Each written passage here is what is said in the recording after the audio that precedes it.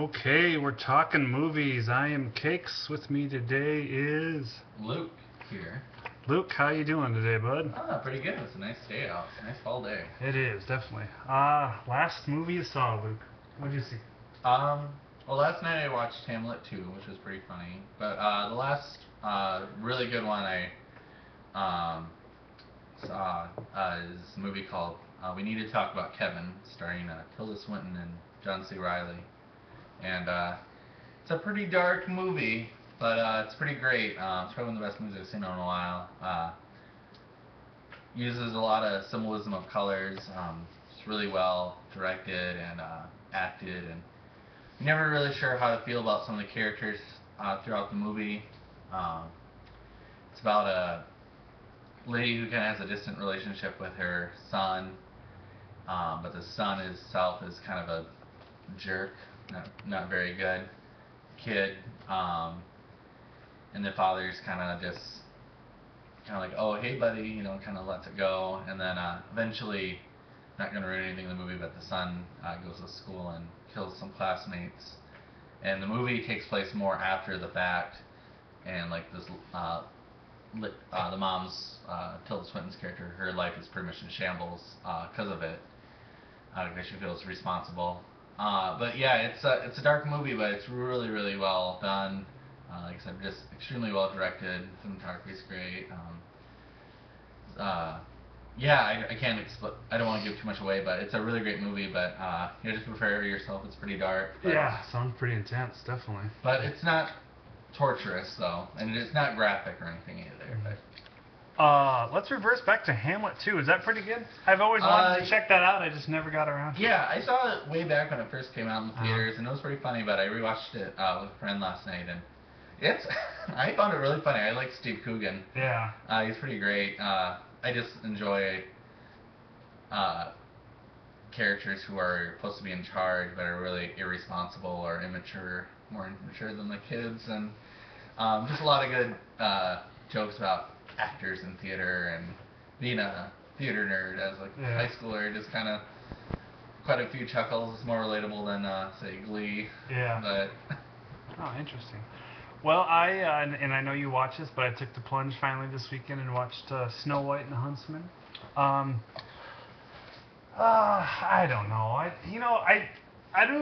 I do have to say this. I do get a little sick of people banging on Kristen Stewart because I think she's a pretty good actress. Whether you're bothered by her face or her teeth or whatever it is, I think she's a pretty good actress.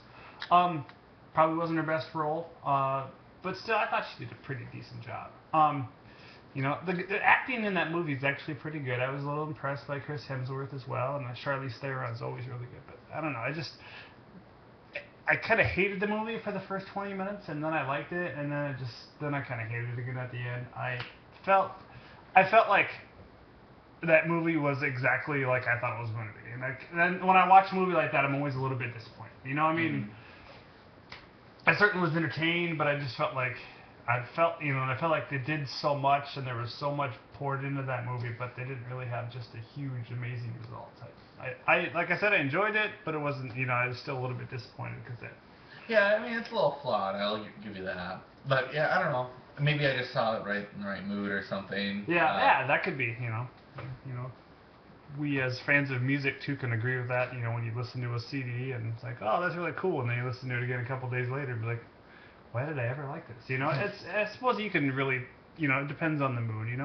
We had some friends over, so we were all kind of a little excited to watch it just because we had tried to watch it before and never got around to it. So, I think there's been some heat taken by that movie about the dwarves.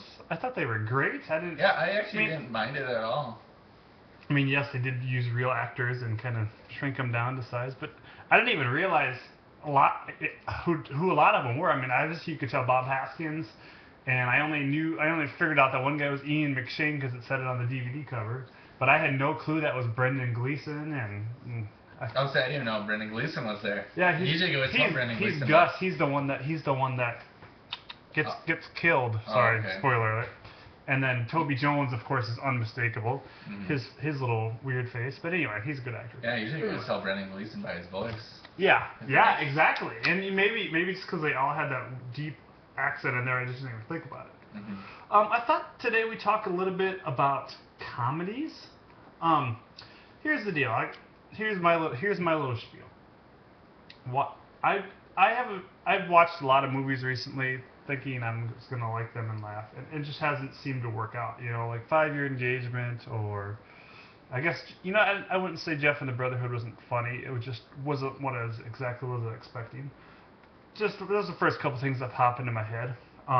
But I just think, why aren't comedies funny anymore? I just feel like maybe I'm too old, but I think they're mostly immature. Hangover was awesome.